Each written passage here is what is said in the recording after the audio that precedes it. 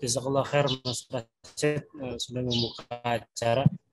Bismillahirrahmanirrahim. Assalamualaikum warahmatullahi wabarakatuh. Innal hamdalillah nahmaduhu wa nastaghfiruh wa na'udzu billahi min shururi anfusina wa min sayyiati a'malina. May yahdihillahu fala mudilla lahu wa may yudlilhu fala hadiyalah. Asyhadu an la ilaha illallah wa asyhadu anna Muhammadan abduhu wa rasuluhu amma ba'd. Rabbi shrah li sadri wa yassir li amri wahlul 'uqdatam min lisani yafqahu qawli. Teman-teman yang mudah-mudahan dirahmati Allah, alhamdulillah pada pagi hari ini kita diberi kesempatan oleh Allah Subhanahu wa taala beragam macam nikmat. Di antaranya yang pertama adalah nikmat iman dan tentu saja nikmat Islam, nikmat sehat walafiat, juga nikmat berkumpul dalam majelis ilmu yang insya Allah menjadi sarana untuk selain menambah wawasan, kemudian juga menjadi ajang keberkahan. Karena majelis ilmu, meskipun sifatnya ada di ruang virtual semacam ini, dijanjikan oleh Allah Ta'ala sebagai tempat yang dinaungi oleh rahmatnya malaikat. Mudah-mudahan ini adalah salah satu majelis yang penuh dengan keberkahan, majelis tempat di mana para malaikat mendoakan kita, memberikan kepada kita, mencatat amal kebaikan kita, sehingga apa yang kita lakukan di sini bukan hanya semata-mata sekedar kumpul-kumpul mendengarkan kajian, menambah ilmu, tetapi juga menjadi amal saleh bagi kita semua.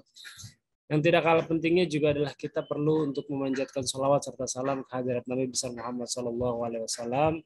Allahumma shalli wa sallim wa barik alaihi, karena beliaulah Nabi yang kita rindukan, panglima besar umat Islam yang berjasa kepada kita untuk menuntun risalah kebenaran, sehingga kita ini hatinya dipenuhi dengan iman, bukan hanya kita sebagai manusia dikaruniai oleh akal sehat, tetapi dipenuhi dengan oleh iman. Itulah yang paling penting, karena iman itulah yang akan menuntun kita di hari penghabisan kelak. Teman-teman, sahabat karib, dan juga para peserta kelas literasi Islam yang mudah-mudahan dirahmati Allah, alhamdulillah ini merupakan perjumpaan kita yang pertama kali. Dan sebagaimana telah diterangkan bahwa ini merupakan kelas berjenjang dan berkelanjutan. Tema utamanya adalah tentang literasi Islam, dan pada kesempatan pertama kali ini kita akan membahas apa sih itu dasar-dasar literasi itu apa, dan fenomena era digital, karena dua hal ini sangat berkaitan dengan literasi. Dan agaknya kita perlu memahami apa itu dasar-dasar literasi. Jadi ketika kita berbicara soal literasi itu makhluk apa sih? Gitu. Apakah literasi itu suatu hal yang kelihatannya ribet seperti namanya? Literasi itu berasal dari apa? Dan kita sifatnya mungkin lebih banyak diskusi. Nanti barangkali Mas Rashid bisa membantu ketika misalnya di tengah perjalanan, di tengah ketika acara kita coba tanya jawab, sehingga harapannya tidak berjalan satu arah, karena ini adalah ruang virtual yang harapannya multi talenta, multi arah. Jadi Mas Rashid mungkin speakernya selalu on, sehingga barangkali perlu merespon atau nanti mau lempar kepada peserta sehingga kelasnya menjadi hidup harapannya.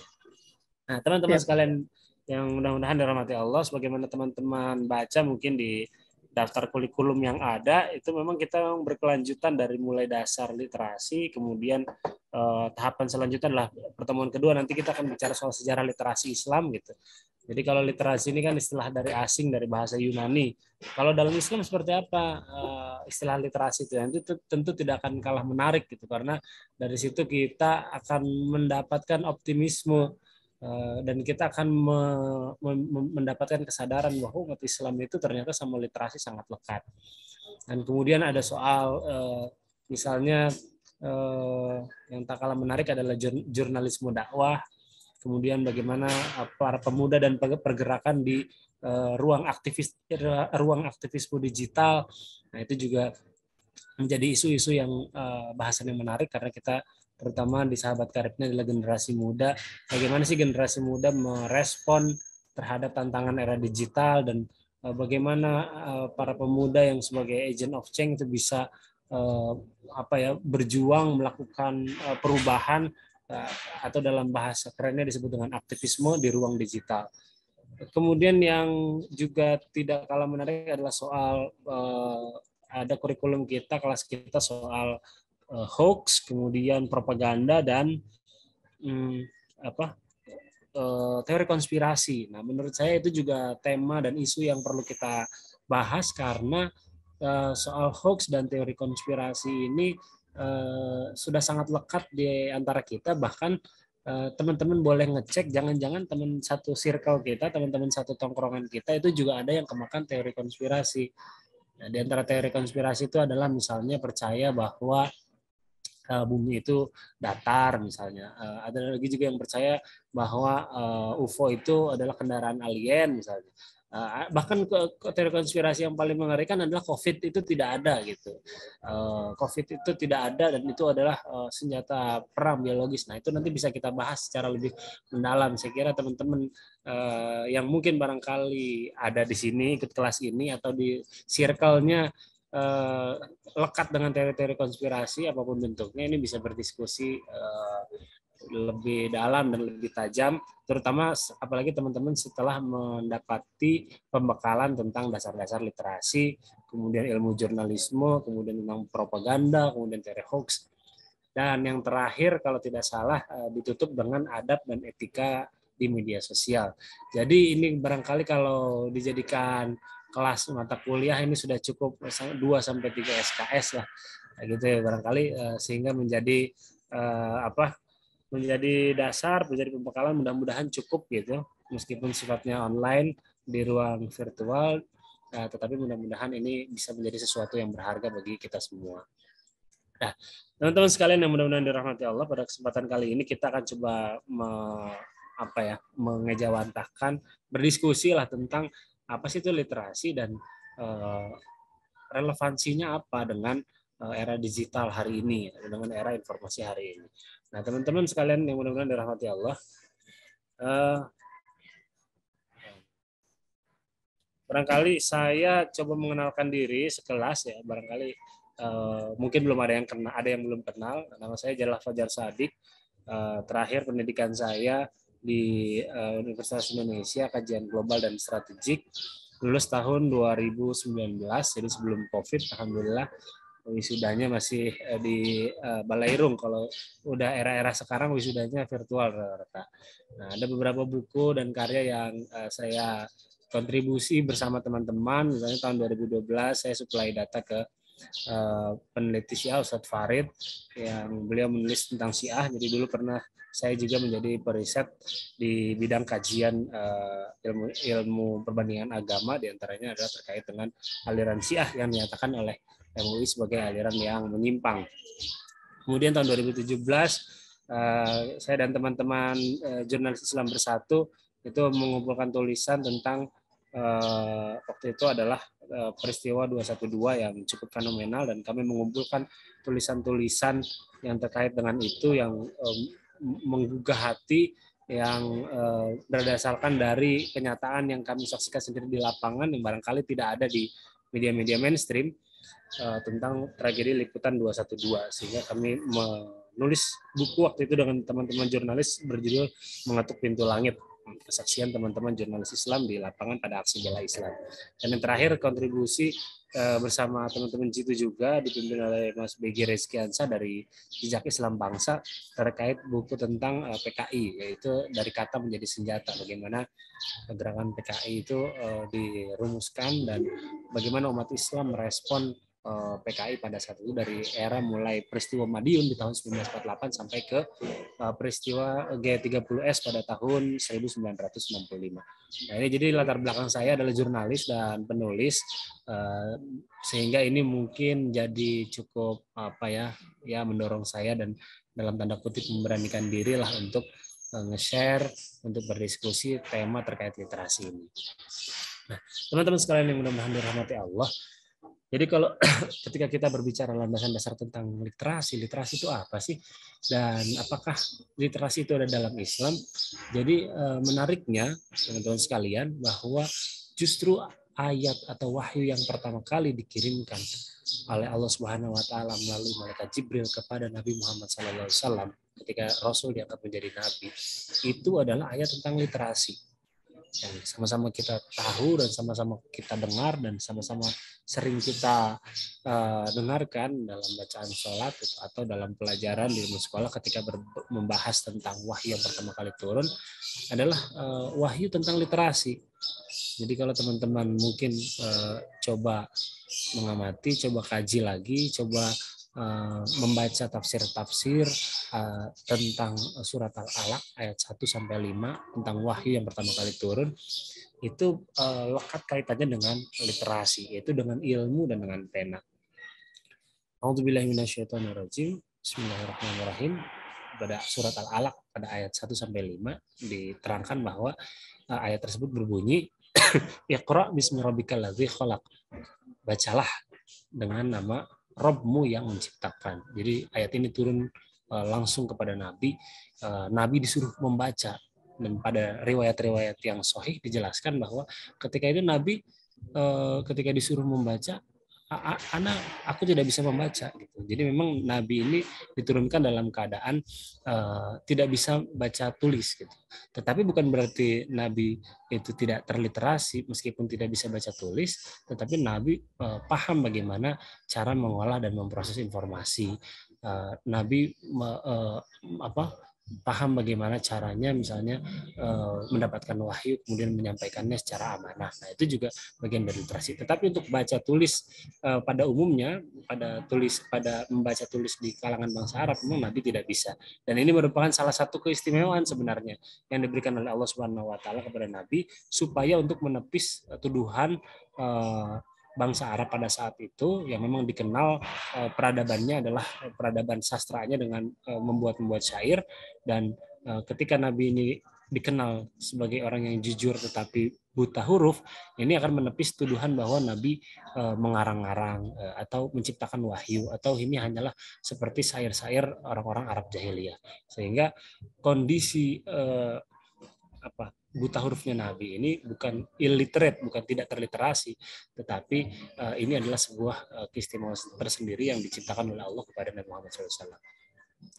Nah, jadi perintah yang pertama kali turun dalam Islam itu adalah perintah untuk membaca.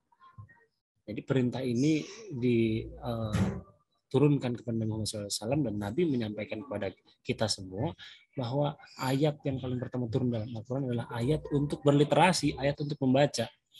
Nah, apa saja yang dibaca? Nah, ini tafsiran ulama sangat banyak dan sangat dalam gitu. Bisa saja membaca memang teks, gitu ya. Membaca teks itu berarti membaca naskah, membaca firman-firman Allah, membaca buku-buku pelajaran, membaca majalah, membaca jurnal yang tentu saja bernilai positif. Tapi juga bisa diartikan dengan membaca konteks, artinya membaca situasi, membaca peristiwa, membaca kondisi alam, membaca situasi yang terkait dengan realitas hari ini. Itu juga diartikan dengan bagaimana perintah untuk membaca kepada seluruh umat muslim itu adalah diartikan dengan membaca secara tekstual dan membaca secara kontekstual. Jadi seperti katakanlah kita ini mengkaji ayat-ayat, ya, mengkaji tanda-tanda alam, gitu. Ada mengkaji ayat yang qauliyah, itu mengkaji ayat-ayat firman-firman Allah, kita ngaji sama ustadz tentang ilmu fikih, tentang tauhid, itu mengkaji ayat-ayat qauliyah. Tapi ada juga membaca ayat-ayat kauniyah, itu membaca tanda-tanda realitas sosial. Nah, itu juga diartikan seperti itu. Ayat yang kedua adalah khalaqal insana min alaq, yang Allah itu menciptakan manusia dari segumpal darah. Iqra birabbikal akram wa rabbukal akram, dan bacalah dengan nama Tuhanmu yang mulia. Jadi perintah membaca ini sampai 2 kali. Iqra bismi rabbikal ladzi khalaq, Iqra wa rabbukal akram, alladzi 'allama bil qalam. Yang Tuhanmu itulah mengajarkanmu dengan pena. Nah, di sini tanda pena ini saya kasih tanda khusus. Allamal insana ma lam ya'lam. Yang mengajarkan, Tuhanmu itulah yang mengajarkan manusia yang tidak tahu menjadi tahu. Nah, teman-teman sekalian yang mudah-mudahan dirahmati Allah, jadi dalam ayat ini yang menurut saya patut kita perhatikan adalah pertama, ada 2 perintah membaca di situ, dan kemudian di ayat yang keempat ada ayat tentang pena di situ. Jadi Allah Subhanahu wa taala menyebutkan bahwa Allah itu mengajarkan dengan pena. Nah, pena ini sendiri juga sangat menarik, bahwa di dalam tafsir At-Tabari itu dijelaskan bahwa pena itu ada 2 macam disebutkan. Dan kita harus mensyukuri nikmat Allah ini yang melalui pena itu. Yang pertama adalah mensyukuri nikmat berupa pena, yang kemudian nikmat berupa ilmu. Pena ini adalah perantara ilmu. Jadi pena itu hari ini bukan hanya sekedar pensil atau pulpen yang kita pegang, tetapi juga bisa berupa laptop, bisa juga berupa kitab-kitab, bisa juga berupa buku-buku yang terangkum dalam PDF atau aplikasi-aplikasi yang merangkum di dalamnya kumpulan dari kitab-kitab atau buku-buku yang berharga untuk kita baca. Itu juga merupakan penerjemahan dari kata pena itu sendiri. Nah, jadi kalau kita tidak mensyukuri 2 nikmat itu, nikmat penciptaan pena dan nikmat ilmu, maka kita bisa disebut sebagai kufur nikmat oleh dalam tafsir Imam At-Tabari itu disebutkan demikian. Jadi betul-betul pena atau yang hari ini diejawantahkan atau terwujud dalam laptop, PDA atau handphone dan alat-alat bantu digital lainnya yang berfungsi untuk menambah pengetahuan umat manusia juga dapat diartikan sebagai pena yang memuat di dalamnya ilmu. Nah, jadi teman-teman sekalian harus sadar bahwa rangkaian antara pena dan ilmu serta perintah membaca ini adalah tuntutan pertama atau perintah pertama yang turun oleh Allah Subhanahu wa taala kepada Nabi Muhammad SAW untuk diajarkan kepada umat Islam. Jadi umat Islam itu dasarnya harus terliterasi, harus identik atau lekat dengan membaca, baik itu membaca ayat-ayat kauniyah maupun ayat-ayat qauliyah. Kemudian juga harus lekat dengan pena. Karena kalau kita lihat tradisi para penuntut ilmu zaman dahulu sejak para masa sahabat, kemudian beranjak pada tabi'in dan tabi'ut tabi'in, itu luar biasa bagaimana penghargaan mereka kepada ilmu, penghargaan mereka kepada kitab-kitab, penghargaan mereka kepada guru itu sangat luar biasa. Nah, sehingga itulah yang kemudian lahirnya peradaban-peradaban besar seperti peradaban di Baghdad misalnya, peradaban di Andalus yang bisa bertahan sampai 600 tahun, dan peradaban-peradaban Islam lainnya yang bertahan sepanjang sejarah tuh sangat lama gitu. Kalau kita misalnya bandingkan hari ini misalnya penguasa dunia itu siapa misalnya? Imperium besar di dunia hari ini yang menjadi katakanlah penguasa dunia kan Amerika. Amerika itu sejak kapan dia berkuasa? Sejak kapan dia menjadi imperium atau peradaban besar? Kan baru dari tahun 1940-an sejak mereka memenangkan Perang Dunia Kedua dengan cara menjatuhkan bom atom di Jepang gitu. Artinya dari tahun 1945 sampai hari ini tahun 2022 itu usianya baru 70 tahunan. Sementara umat Islam dulu misalnya di Baghdad itu bertahan sampai 200 tahun. Peradaban Andalus itu sampai dihancurkan oleh Spanyol itu bertahan sampai 600 tahun. Jadi Amerika baru 70 tahun itu belum ada apa-apanya dengan peradaban-peradaban Islam yang jauh lebih lama dan bertahan lebih panjang dan meninggalkan sangat banyak sekali catatan-catatan peradaban. Insya Allah nanti akan kita bahas di pertemuan kedua insya Allah tentang bagaimana sejarah literasi Islam, nanti bisa kita eksplorasi lagi di situ. Nah, kembali ke ayat yang kita bahas hari ini, bahwa kita harus sadar sebagai umat Islam, ayat yang paling pertama turun itu ayat tentang perintah membaca. Jadi perintah membaca ini menjadi dasar, menjadi fondasi bagi setiap muslim, sehingga dia mampu katakanlah menjadi khalifatul fil ard, manusia yang menjadi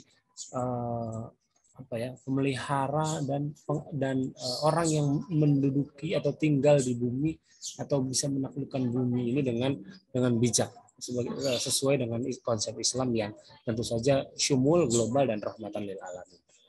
Ini teman-teman, jadi ini catatan kita dari awal bahwa ketika kita berbicara soal literasi Islam, maka kita harus sadar bahwa itu justru sejak awal menjadi tuntutan kita sebagai umat Islam untuk terliterasi, untuk membaca, untuk aktif atau akrab dengan pena, sehingga itulah yang menjadi dasar diskusi kita hari ini dan tidak lekas dari hal-hal yang katakanlah tidak jauh dari keilmuan dan jauh dari hal-hal yang tidak bermanfaat. Nah, teman-teman sekalian yang mudah-mudahan dirahmati Allah, kita coba bahas soal definisi. Kita barangkali pembahasan definisi ini untuk menyamakan persepsi seperti apa sih yang disebut dengan literasi, dan kemudian hari ini kan kita banyak mendengar istilah literasi, misalnya ada literasi keuangan, ada literasi digital, ada literasi informasi, ada literasi sosial dan lain sebagainya dan lain sebagainya. Nah, kita bahas definisi sebenarnya untuk sama-sama saling menyamakan persepsi. Jadi literasi ini istilahnya datang dari bahasa Latin, asal katanya literatus, artinya orang yang belajar. Sementara pengertian lain dari National Institute for Literacy, misalnya di situ ada literasi disebut sebagai kemampuan dasar membaca, menulis, berbicara, termasuk menghitung dan memecahkan permasalahan, atau menghitung dan membuat perhitungan. Jadi kalau dalam bahasa counting and calculating. Nah, itu termasuk kemampuan-kemampuan dasar yang terkait dengan literasi. Nah, sementara dalam bahasa Indonesia sendiri, menurut KBBI, literasi adalah kemampuan individu, ya, artinya setiap orang dituntut untuk memiliki kemampuan ini dalam mengolah informasi dan pengetahuan untuk kecakapan hidup.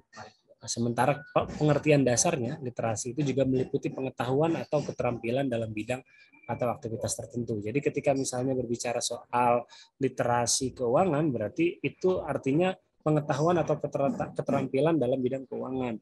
Literasi informasi berarti pengetahuan atau keterampilan terkait dengan bidang informasi. Dan hari ini menjadi sebuah hal yang sangat penting buat kita untuk memahami literasi informasi. Nah, ini ada beberapa jenis literasi dasar yang menjadi tolak ukur gitu ya.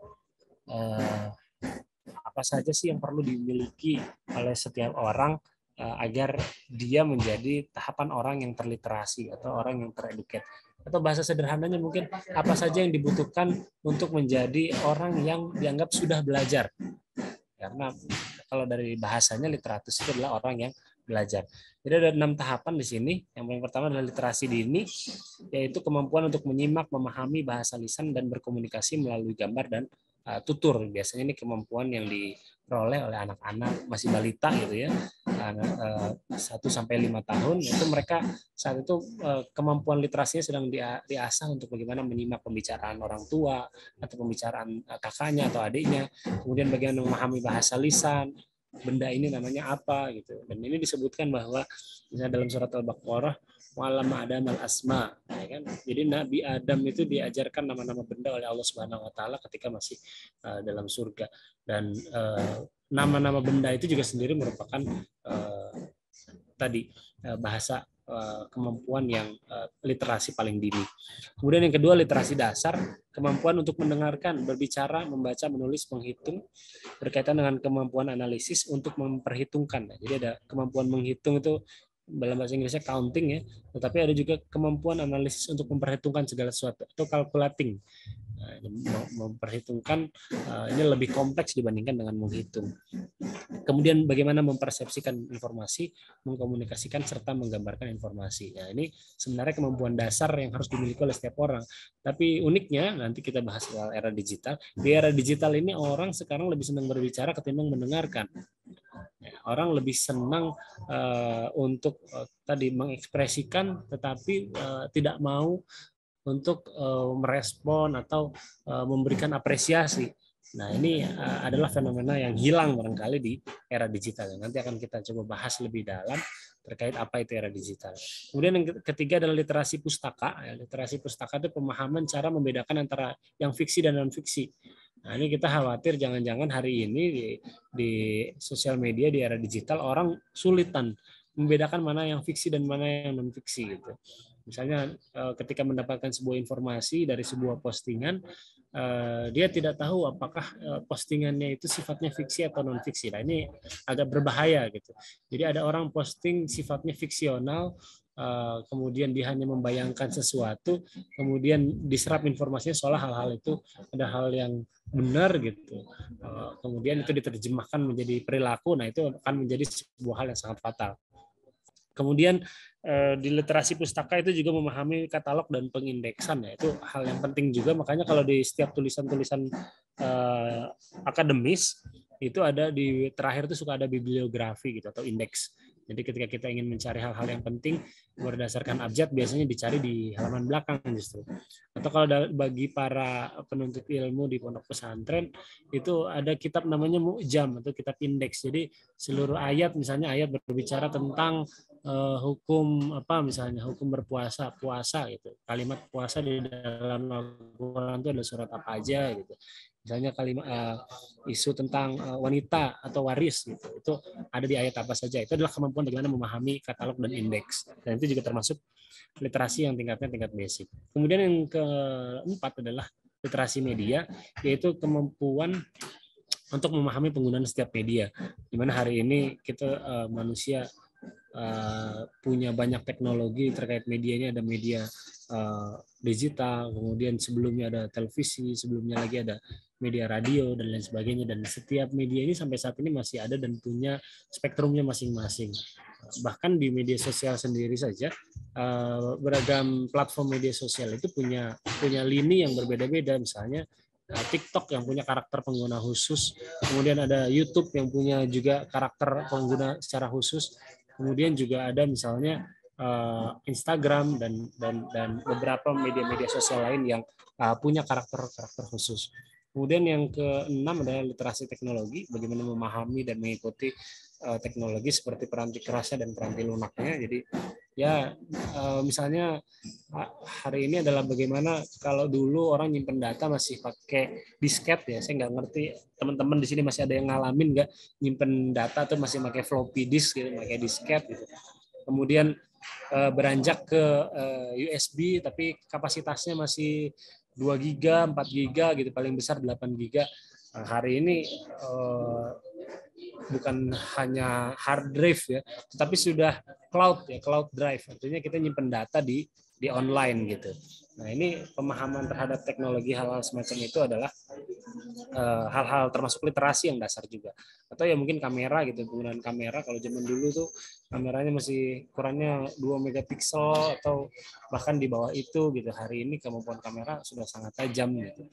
Dan bahkan untuk mendapatkan gambar-gambar video yang tajam cukup dengan kamera handphone sudah sangat memadai. Dan yang terakhir adalah pemahaman tingkat lanjut antara literasi media dengan literasi teknologi dengan memanfaatkan materi visual dan audiovisual secara kritis dan bermartabat. Nah, ini adalah menurut saya salah satu contoh yang paling real adalah apa yang kita laksanakan hari ini.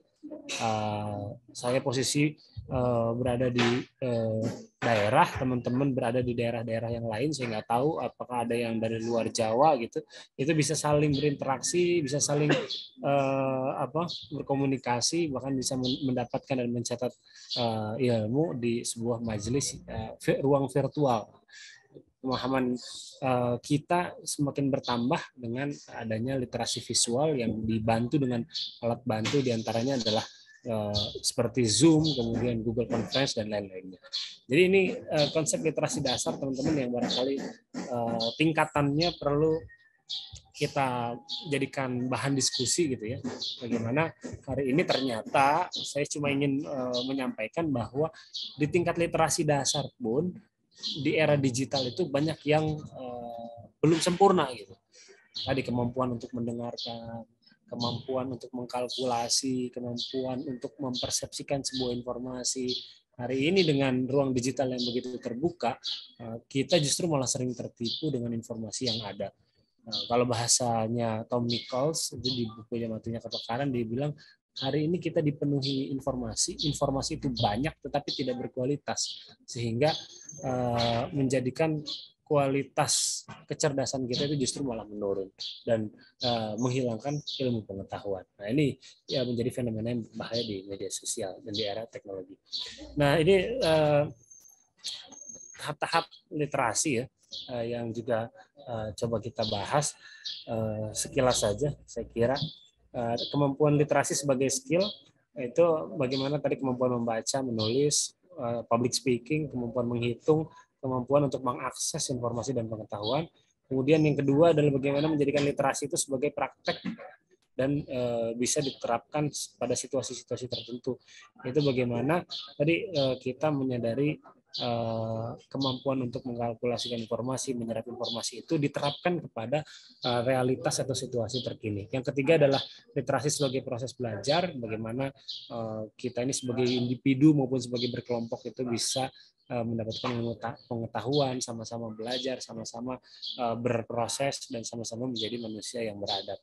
Dan yang terakhir adalah literasi as-text, atau bagaimana kita akhirnya memproduksi produk-produk literasi seperti menulis buku, menciptakan postingan-postingan atau konten-konten yang bermanfaat. Nah, itu berarti kita sudah pada tahap yang keempat atau literasi as-text. Nah, teman-teman sekalian yang mudah-mudahan dirahmati Allah Subhanahu wa taala. Kemudian yang tidak kalah penting juga selain pada ayat yang pertama tadi, ayat 1 sampai 5 dalam surat Al-Alaq yang menjadi ayat yang pertama turun kepada Nabi Muhammad SAW, ada beberapa ayat lain yang juga patut kita catat sebagai barangkali catatan atau renungan bagi kita, atau mungkin dasar dan fondasi bagi kita ketika mengarungi media dan mengarungi era digital ini. Yang pertama adalah bahwa dalam Al-Quran itu diajarkan kepada umat Islam untuk pilih-pilih isu atau pilih-pilih konten atau pilih-pilih melakukan pemilihan informasi yang mana yang berguna bagi kita, itulah yang kita serap. Sementara yang tidak berguna tidak perlu kita dengar atau tidak perlu kita amati atau tidak perlu kita pantengin. Nah, ini bahasa sederhananya seperti itu. Dalam surat An-Nisa ayat yang 83, A'udzubillahi minasyaitonirrajim, saya bacakan ayatnya. Wa idza ja'ahum amrun minal amni awil khaufi adza'u bih walau radduhu ila rasuli wa ila ulil amri minhum la'alimahu allazina yastambitunahu minhum walau la fadlullahi 'alaikum wa rahmatuhu lattaba'tumus syaitana illa qalila. Yang artinya, dan apabila datang kepada mereka suatu berita tentang keamanan ataupun ketakutan, mereka lalu menyiarkannya begitu saja. Dan kalau mereka menyerahkannya, kalau itu orang-orang mukmin ya, mereka menyerahkan berita-berita itu atau informasi tersebut kepada Rasul dan ulil amri atau kepada para pemimpin orang-orang beriman. Di antara orang-orang beriman itu, tentulah orang-orang yang ingin mengetahui kebenarannya akan mendapatkannya atau mengetahuinya itu dari Rasul dan ulil amri. Kalaulah tidak karena karunia dan rahmat Allah kepada kamu, tentulah kamu mengikuti syaitan kecuali sebagian kecil saja di antara kamu. Ini ada beberapa hal yang menurut saya kita catat dan kita renungkan ketika kita mentadaburi ayat ini. Yang pertama adalah orang-orang beriman itu ketika mendengarkan suatu berita, suatu informasi yang sangat lekat informasinya tentang kondisi keamanan atau ketakutan. Jadi informasi-informasi sensitif, informasi yang kalau sifatnya ini disebarkan akan menciptakan ketakutan atau teror ya dalam tanda kutip. Dan informasi itu langsung disiarkan begitu aja, langsung disampaikan. Itu kalau kita rujuk ke ayat terakhir, kita berarti dianggap kalau kita berbuat seperti itu mengikuti jalan setan. Kecuali orang-orang yang diberi karunia dan rahmat oleh Allah kepada kamu, dan itu hanya sedikit. Nah, karena kebanyakan orang ketika mendengarkan berita yang sifatnya masif, apalagi berkaitan dengan hajat hidup orang banyak, terkait dengan ketakutan dan keamanan, itu biasanya orang langsung menyiarkan karena ya macam-macam. Ada yang karena memang sifat dasar manusia ingin mencoba menginformasikan sesuatu yang dianggap penting, padahal sebenarnya informasi itu harusnya melalui tadi disampaikan dulu kepada Rasul dan para pemimpin orang beriman, dan mereka lah yang berhak untuk menyampaikannya itu, sehingga tidak menimbulkan kepanikan di masyarakat. Hari ini kan kalau kita lihat media sosial ya, misalnya di WhatsApp itu, kemarin saya mendapatkan informasi misalnya dari anak saya yang umurannya SMA, itu di grupnya lagi ada rame katanya korban begal. Itu akhirnya video-video yang terkait dengan video pembegalan terhadap anak SMA di pinggir jalan tersebar di grup-grup anak-anak SMA. Setelah kita lacak, kita share, kita cari informasi, ternyata diantaranya itu memang ada video baru, tetapi ada juga video lama. Nah, ini kan informasi yang berkaitan tentang keamanan maupun ketakutan. Nah, selayaknya bagi orang beriman, kalau kita mendapatkan informasi semacam itu, kita tahan dulu, tidak langsung kita sebarkan begitu saja, tapi kita cross check. Dan sebenarnya yang paling berhak untuk mendapatkan informasi ini adalah, kalau dalam konteks umat Islam, Rasul dan para pemimpin, orang-orang yang memang punya wewenang untuk memberikan kebijakan terhadap sebuah informasi tersebut. Nah, sebab kalau di informasi ini disebarkan begitu saja, ada gambar-gambar yang mengerikan tersebar. Yang satu, tentu saja menimbulkan kepanikan. Yang kedua, gambar-gambar semacam ini, gambar-gambar yang yang seram, menyeramkan, gambar-gambar yang ekstrim gitu ya, itu bisa menyebabkan kerusakan pada jiwa. Coba teman-teman baca bagaimana relevansinya atau kaitannya gambar-gambar yang menyeramkan, gambar-gambar yang terlalu menjijikan, ya, gambar darah, potongan daging atau orang dimutilasi, itu punya kaitan yang sangat erat terhadap gangguan mental. Nah, itu sebabnya juga makanya penelitian-penelitian belakangan ini menunjukkan bahwa orang-orang zaman sekarang memang IQ-nya meningkat, tetapi gangguan kesehatan dan gangguan mentalnya juga sama meningkat. Dan itu terjadi juga di Indonesia. Bagaimana gangguan mental itu sangat meningkat cepat tinggi di era media sosial ini. Karena tadi selain gambar-gambar yang mengerikan, tersebar begitu mudah, pornografi, belum lagi bullying. Nah, ini bullying ini mengerikan sekali. Orang dengan sangat mudah menghujat orang, membuli seseorang. Kita bisa membayangkan ada orang ngecengin orang atau ngebully orang sambil tidur-tiduran di kamarnya gitu, di katakanlah di media sosial seperti di Instagram atau di Facebook, dengan santai gitu membuli orang, ngejek orang sambil tidur-tiduran sambil santai, tidak merasa bersalah dan berdosa pun. Sementara orang di seberangnya yang membaca bulian itu, membaca ejekan itu bisa nangis, bahkan bisa menyakiti diri sendiri sampai ada yang melukai diri sendiri atau sampai bunuh diri. Nah, itu adalah salah satu bentuk bagaimana kehadiran media digital hari ini itu sangat luar biasa dampaknya kepada tadi pribadi dan kepada masyarakat.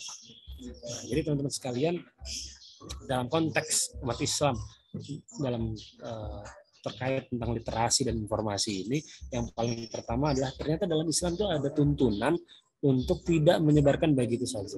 Ada hadisnya dijelaskan oleh Rasulullah SAW, cukuplah disebut sebagai pendusta orang yang menyiarkan atau mengabarkan apa yang didengarnya begitu saja. Jadi dalam ajaran Islam menyebarkan berita itu atau menyebarkan informasi itu harus selektif sekali. Apalagi isu-isunya sensitif itu tidak boleh. Itu hanya konsumsi orang-orang tertentu. Berita sensitif hanya milik atau hak prerogatifnya para pemimpin-pemimpin yang memang mempunyai kebijakan untuk menangani informasi tersebut. Misalnya berita tentang kriminal, ya berarti hakim atau para petugas keamanan lah yang berhak menyerap informasi itu dan langsung bagaimana memotong, melakukan pencegahan supaya bukan saja beritanya tidak tersebar, tetapi kejadian-kejadian semacam itu tidak terjadi lagi di kemudian hari. Nah, itu lebih bijak ketimbang hanya menyebarkan ketakutan-ketakutan yang beredar di masyarakat. Dan ketakutan-ketakutannya ada polanya, nanti akan ada ketika ada kejadian yang mirip-mirip, informasi yang semacam itu beredar lagi, gambar-gambar yang semacam itu beredar lagi, dan terus menerus ini direproduksi. Dan yang ada adalah bukannya kenyamanan dan ketenangan, tetapi justru ketakutan dan was-wasan yang akan terus berada di tengah-tengah masyarakat. Kemudian yang kedua, ajaran Islam juga mengajarkan kepada kita untuk melakukan disiplin verifikasi.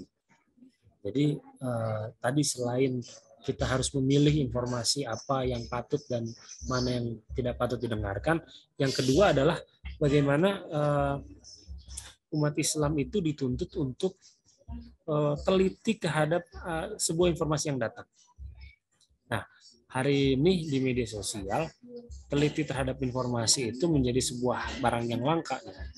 Ketika kita mendengar sesuatu hal yang bombastis, ketika kita mendengar informasi yang menurut kita itu benar, yang kayaknya informasi ini cocok nih di hati saya gitu ya, walaupun kita nggak tahu asalnya dari mana, sumbernya dari mana, tetapi kita senang gitu, langsung saja menyebarkan begitu saja. Ini adalah sebuah bentuk yang disebut oleh para sosiolog sebagai, kalau orang sekarang menyebutnya gejala FOMO, FOMO, fear of missing out, takut ketinggalan. Ya, takut dibilang gaptek gitu ya. Ya, takut ketinggalan segala sesuatu, sehingga segala apapun yang ngetren, segala apapun yang viral, semua yang FYP gitu, kalau bahasa di TikTok, itu langsung saja disebarkan, langsung saja diikuti tanpa mau verifikasi ulang. Apakah ini pantas nggak sih sama ajaran saya gitu ya. Jadi kalau dalam bentuk informasi, mungkin bentuknya adalah kalau ada informasi, benar nggak sih informasi ini. Tetapi kalau dalam bentuk sampai ke tindakan atau campaign gitu ya, misalnya ada campaign untuk memasang banner berwarna pelangi yang merupakan adalah bentuk simbol dari kaum LGBT, ya, kaum lesbian, gay, biseksual, dan transgender.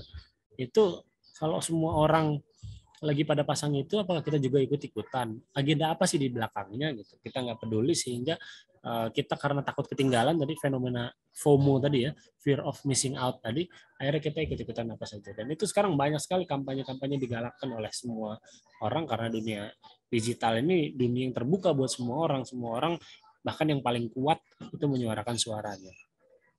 Nah, ini saya bacakan ayatnya dalam surat Al-Hujurat ayat yang ke-6.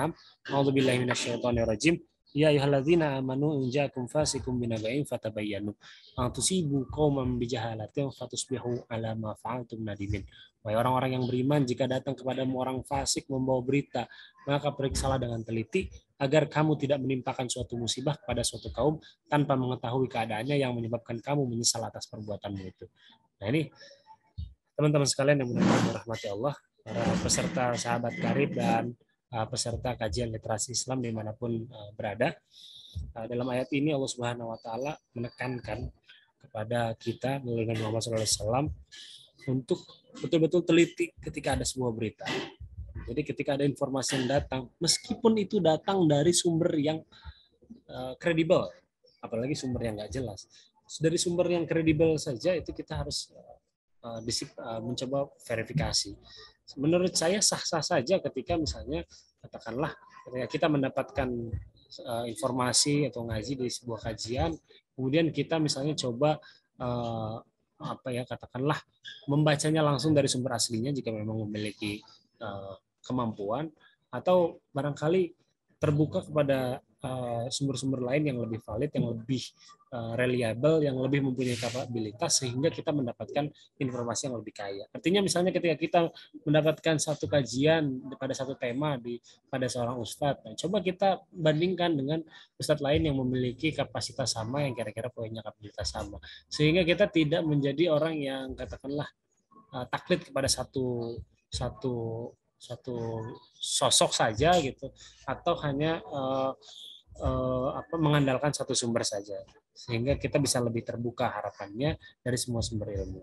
Tetapi tentu saja tetap dilakukan dengan adab, ada penuntut ilmu, bukan berarti kita mengkonfrontasi secara langsung ketika ada ustadz kajian. No, ustadz ini dari ustadz yang lain nggak begini, bukan. Artinya bukan begitu arahnya, cuman lebih kepada bagaimana kita mencoba untuk ketika kita memiliki kemampuan memilih dan memilah informasi yang datang, kita memperkaya sudut pandang dan persepsi, sehingga ketika pada satu tema kita tuh diharapkan sangat kaya pandangannya, perspektifnya, dan diharapkan mudah-mudahan juga mampu meraih keberkahan. Nah, menurut saya juga salah satu hal yang penting dari hal literasi adalah selain satu tadi memilah informasi, kemudian memilih informasi, kemudian juga menyerap informasi, yang terakhir adalah memilih narasumber. Artinya memilih sumber informasi. Itu juga hal yang penting dalam dunia literasi. Artinya ketika misalnya kita ingin mencoba untuk mengetahui lebih dalam tentang ilmu, katakanlah ilmu hukum, maka seyogianya kita belajar kepada para ahli hukum. Dan arah ahli hukum tentu saja banyak. Dari sekian banyak itu kita harus lebih seleksi lagi. Mana kira-kira satu misalnya dari sisi keilmuannya yang paling tinggi, ada yang baru misalnya S1, S2 atau S3, ada yang sifatnya dia hanya sebagai pendidik saja atau guru saja, yang identik dengan sebutan hanya lekat dengan teori saja. Tetapi ada juga dia ahli hukum, tetapi juga sebagai praktisi, dia ini sebagai hakim atau sebagai pengacara yang terkenal, sehingga bukan hanya pada tataran teori tapi juga tataran praktek. Ada juga yang katakanlah punya pengalaman di luar negeri sehingga perspektifnya lebih kaya. Atau misalnya dalam ilmu-ilmu keislaman, misalnya kalau tafsir, ada ulama yang dia menekuni tafsir, bahkan misalnya disertasinya tentang tafsir itu sangat detail terhadap tafsir ayat-ayat tertentu misalnya yang memang kajiannya kita tuju. Nah, hal-hal semacam ini juga penting dalam dunia literasi, artinya cara kita memilih sumber informasi, cara kita memilih narasumber, cara kita memilih, sehingga pada akhirnya cara kita memilih ustadz misalnya dalam kajian, itu kita lebih selektif. Sebab hari ini di era media sosial, siapapun bisa menjadi ustadz, siapapun bisa menjadi narasumber, dengan bermodalkan 1-2 buku atau bahkan mungkin hanya bermodalkan dengan tulisan-tulisan yang terangkum di laptopnya, dia sudah menjadi ustadz. Itu banyak sekali hari ini fenomena dadakan, hanya mungkin modal berkarakter fisik gitu ya. Kemudian pendidikannya sebenarnya mungkin hanya S1 di Universitas Islam Negeri di tempatnya, tapi kemudian dia dibekali dengan teknologi berupa misalnya kitab yang terangkum gitu. Sekarang kan sudah ada aplikasi-aplikasi yang memuat banyak sekali kitab-kitab, sehingga misalnya kita tinggal cari aja bab tentang wudhu gitu. Itu sudah keluar penjelasan-penjelasan para ulama sangat lengkap dari berbagai sudut macam pandang, bahkan dari berbagai mazhab, sehingga udah cukup modal laptop saja dengan modal PDA saja itu sudah bisa menjadi ustadz dadakan. Nah, hari ini di era media sosial itu bisa menciptakan orang tiba-tiba menjadi pakar segala sesuatu gitu ya. Inilah yang menjadi penting bagi kita di era teknologi ini, di era digital ini, dasar-dasar yang diajarkan oleh ajaran Islam kepada kita menjadi tuntunan kepada kita untuk menentukan informasi mana yang kita pilih, narasumber seperti apa yang patut kita jadikan contoh, yang patut kita serap informasinya, dan mana yang harus kita jauhi, mana yang kita tinggalkan, atau mana yang barangkali kita pilih untuk isu ini mungkin kita bisa ambil dari ini, tetapi isu yang lain lagi kita tidak bisa.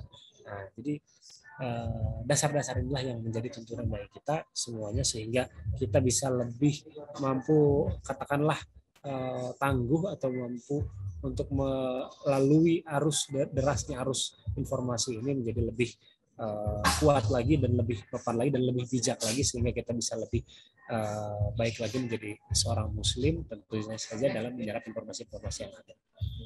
Nah, selanjutnya teman-teman sekalian, mudah-mudahan rahmat Allah. Nah, ini mungkin barangkali saya perlu bantuan Mas Rashid nih. Mas Rashid,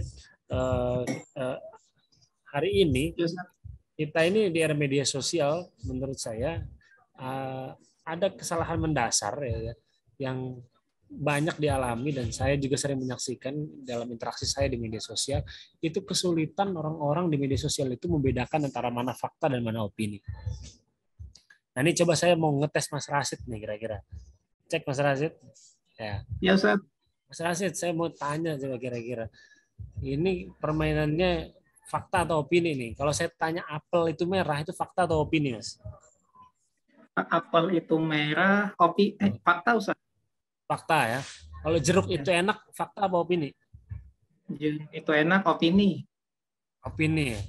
Nah, misalnya saya berada di ruangan ya. Sekarang saya ada di ruangan, atau Mas Rashid berada di ruangan. Ruangan ini luas, itu fakta atau opini? Ruangan ini luas, opini. Halo Mas Rashid? Ya, opini Ustaz. Opini ya? Ya. Cek 1 2. Opini ya. Nah, Masya Allah ini. Jawabannya alhamdulillah lulus ini. Ini koneksi agak sedikit ini ya dari saya kayaknya ya. Ya, misalnya kan ini hal-hal yang paling menurut saya mendasar, dan ini bahkan kalau di luar negeri, seperti di Amerika dan di Australia, materi tentang pembedaan antara fakta dan opini itu menjadi materi dasar yang diajarkan untuk anak-anak usia taut gitu ya, anak usia balita. Katakanlah misalnya apel itu merah, ketika kita melihat apel Washington ya yang warnanya merah, ya apakah itu fakta atau opini? Ya itu fakta, karena itu menjelaskan terlihat sifat dan bentuknya seperti apa adanya. Sementara ketika disebut dengan jeruk itu enak, enak ini kata sifat ini bisa berbeda-beda persepsinya antara satu orang dengan orang lainnya, sehingga ketika berbeda-beda dan tidak disepakati, maka itu disebut sebagai opini atau opini pribadi.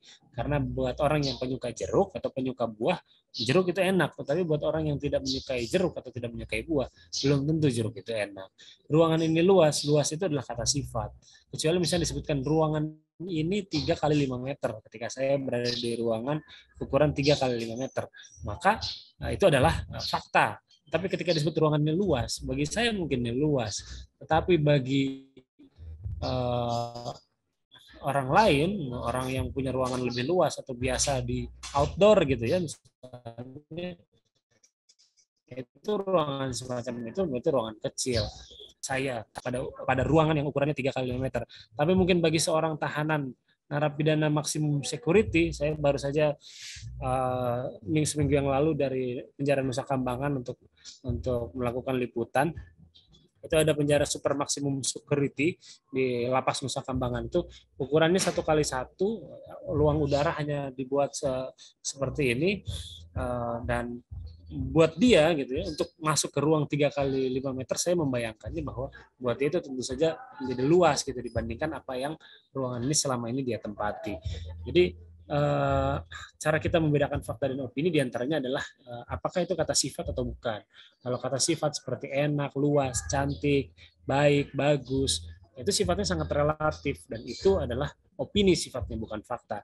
Nah, hal ini sangat mendasar tetapi perlu kita pahami sehingga ketika ada teks gitu yang banyak berbicara banyak berseliweran di media sosial, kita bisa membedakan dengan jeli gitu. Bagaimana orang kadang-kadang sering mencampurkan antara fakta dan opini.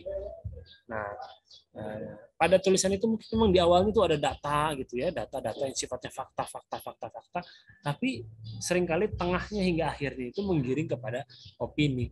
Nah, kita yang sudah terliterasi harusnya bisa membedakan mana yang faktanya saja yang bisa kita serap, kita ambil, tapi ketika sudah masuk ke ranah opini, nah ini mungkin opininya bisa berbeda antara kita dengan dia, antara kita dengan penulisnya. Nah, inilah yang barangkali bisa menjadi catatan bagi kita juga, sehingga kita mampu memiliki kemampuan untuk membedakan antara fakta dan opini di tengah seliweran banyaknya teks maupun audio dan visual yang hari ini menghujani kita 24 jam ya, di seluruh ruang-ruang privat kita. Bahkan kita tidak menyadari bahwa era media sosial itu hadir di kita dari mulai bangun tidur sampai tidur lagi. Dengan adanya handphone, itu kita bangun tidur seringkali yang dicari itu adalah bukan air wudhu atau segelas air putih, tetapi mana handphone kita ya, meskipun sekedar hanya untuk melihat jam atau melihat status atau pesan yang datang dari orang lain bagi kita. Nah, itulah barangkali kawan-kawan yang ini juga menjadi catatan bagi kita untuk bisa membedakan mana teks, mana konteks, mana fakta, dan mana opini di ruang media sosial. Nah, ini fakta itu disebutkan secara definisi artinya adalah statement atau pernyataan yang dapat dibuktikan. Jadi fakta itu adalah sesuatu statement yang dapat dibuktikan, sementara opini adalah pernyataan yang menunjukkan bagaimana perasaan atau pikiran seseorang. Jadi itulah bedanya antara fakta dan opini. Fakta itu ada buktinya, bahkan bisa diindra, bisa dilihat gitu ya, bisa didengar, bisa dibandingkan, sementara opini itu hanya mengandalkan pengamatan indra, bukan kondisi sebenarnya. Teman-teman sekalian yang dirahmati Allah, di era digital ini sayangnya era digital menjadi alat bantu untuk mensukseskan media yang mengaburkan antara fakta dan opini. Nah, ini menjadi hal yang berbahaya ketika hari ini fakta dan opini itu sulit dibedakan dan sulit dibandingkan. Ini adalah tentu saja kalau kita bicara soal media, bahwa hari ini media itu memang berfungsi sebagai teknologi ya, atau alat yang dia itu disokong oleh kepentingan tertentu, disokong oleh kepentingan pemilik modal, disokong oleh kepentingan oleh pemilik medianya, disokong oleh di belakangnya adalah didorong oleh kepentingan politik, kepentingan bisnis, kepentingan dagang, kepentingan pengaruh dan lain sebagainya. Sehingga seringkali media itu hanya menggambarkan atau mencoba menghadirkan realitas yang sesuai dengan kepentingannya. Gampangnya beginilah, katakanlah sebuah media dia ingin mendorong calon tertentu untuk menjadi gubernur, pemimpin daerah, atau presiden, katakanlah kepala negara. Nah, tentu saja media tersebut pasti akan mengglorifikasi atau memberitakan bagus-bagusnya saja dan menutupi kejelekan-kejelekannya. Dalam contoh paling hari ini bisa kita rasakan adalah bagaimana misalnya sejak 2017 ketika Gubernur DKI Jakarta Anies Baswedan itu hari ini sering sekali diserang oleh para buzzer-buzzer politik, para media-media yang tentu saja tidak setuju atau berseberangan dengan belum tentu ideologi, bisa saja kepentingan dagang, kepentingan pengaruh, kepentingan bisnis, tidak melulu perseberangan soal ideologi, tapi tidak memilih sosok itu karena beda kepentingan pengaruh, bisa juga hal itu terjadi. Nah, dalam konteks Anies Baswedan misalnya sering sekali saya melihat di media itu memelintir atau memberitakan isu-isu atau bahkan membesar-besarkan hal yang kecil. Nah, ini adalah bagian atau dari cara bagaimana media mengkonstruksi realitas. Tentu saja media itu terikat pada ikatan aturan main, tetapi dia bisa melakukan framing. Gitu ya. Misalnya framing itu disebut misalnya musim hujan di Jakarta hari ini. Hari ini di Jakarta sedang musim hujan karena di ujung November Desember. Kalau media yang katakanlah dia netral saja, mungkin dia menyebutnya itu kalau ada becekan sedikit ya hanya disebut sebagai genangan. Tapi buat media yang punya kepentingan yang berseberangan dengan Anies Baswedan atau Gubernur Jakarta, genangan sedikit saja bisa disebut sebagai banjir. Ada banjir di depan gedung Lipo misalnya. Nah, ini adalah bagaimana cara media mengkonstruksi realitas. Sama-sama memang ada air gitu, tetapi yang satu melebih-lebihkan disebut sebagai banjir, padahal sebenarnya hanya genangan saja. Inilah yang menyebabkan ada peristiwa yang diliput sama, tetapi berita yang muncul berbeda. Contoh lain yang lebih sederhana, misalnya rombongan Presiden Jokowi misalnya berkunjung ke sebuah pasar gitu ya, melakukan sidak atau inspeksi mendadak. Tiba-tiba di tengah jalan dia ketabrak beca misalnya gitu, atau rombongan Jokowi menabrak pengayuh beca gitu. Nah, buat media yang katakanlah kontra sama Pak Jokowi atau tidak suka dengan Jokowi, mungkin dia akan memberitakan berita semacam itu dengan narasi-narasi yang berlebihan, misalnya rombongan presiden tabrak lari seorang pengayuh becak, atau wong cilik pengayuh becak ditabrak rombongan Pak Jokowi. Nah, itu adalah cara media memilih judul, memilih kata, memilih diksi, bahkan memilih gambar itu supaya sesuai dengan ideologi kepentingan. Itu bisa saja dilakukan oleh media karena media di belakangnya ada para pemilik kepentingan, para pemilik modal, para pengusaha, dan tentu saja berjalan dengan kepentingan kapitalisme atau kepentingan bisnis. Nah, jadi inilah salah satu contoh bagaimana media bekerja, dan media juga kerap melakukan framing. Dan framing ini nanti akan kita bahas lebih dalam mungkin di sesi ketika berbicara soal jurnalistik dakwah, bagaimana jurnalisme bekerja, bagaimana media melakukan framing, ada juga istilahnya melakukan priming, sehingga kita mengetahui bagaimana media itu bekerja, dan tadi bagaimana fakta dan opini hari ini begitu dicampur adukan sehingga kita sendiri kesulitan untuk memfilter jika kita tadi tidak memiliki bekal-bekal literasi yang kuat. Nah, penting untuk diketahui beberapa hal, diantaranya yang pertama bahwa semua konten di media, baik itu tayangan hiburan, iklan, berita, baik media sosial maupun di media televisi hari ini, itu dikonstruksi atau dibuat oleh seseorang. Jadi ketika sudah melalui proses konstruksi, maka dia ada visi atau ada pandangan, cara orang melihat, cara orang membangun, cara orang mengkonstruksi, setiap orang berbeda-beda sesuai dengan pengalamannya masing-masing, sehingga semua konteks itu tidak lahir apa adanya. Bahkan berita-berita yang tiap hari kita sajikan yang seharusnya adalah produk jurnalistik yang jujur sesuai dengan realita, itu pun dikonstruksi. Ada fakta yang dipilih, ada fakta yang ditinggalkan, ada fakta yang ditonjolkan, sehingga itu semua membentuk sebuah realitas yang diinginkan oleh si pembuatnya. Kemudian yang kedua, pesan media dikonstruksi atau dibuat menggunakan bahasa kreatif dengan aturannya sendiri. Artinya bahasa, diksi, pemilihan kata-kata, pemilihan gambar, pemilihan sudut pandang, itu bahasa kreatif yang diperbolehkan dalam media. Sehingga tadi sah-sah saja kalau tadi ada orang yang ingin mengangkat genangan air di depan kantor Gubernur DKI Jakarta sebagai banjir misalnya. Nah, karena mungkin menurut bahasa kreatif dia itu adalah banjir. Tinggal persoalannya kita samakan dulu definisi banjir. Apakah segini banjir disebut sebagai banjir, sementara ketika gubernur yang lain apakah itu masih disebut banjir atau tidak. Nah, ini kan kita punya punya literasi untuk bisa membedakan untuk mengolah informasi semacam ini. Kemudian ketiga, setiap orang memiliki persepsi yang berbeda atas pesan yang disampaikan media. Sudahlah tadi dibuat oleh orang yang punya dasar pengalaman masing-masing yang tentu saja berbeda. Orang yang menangkapnya pun di depan layar televisi atau di depan layar gadget tentu memiliki persepsi sendiri-sendiri terhadap pesan yang disampaikan media. Dan yang keempat, tidak boleh dilupakan bahwa media, baik itu media sosial maupun media tradisional, itu adalah alat bisnis. Jadi media itu adalah alat bisnis.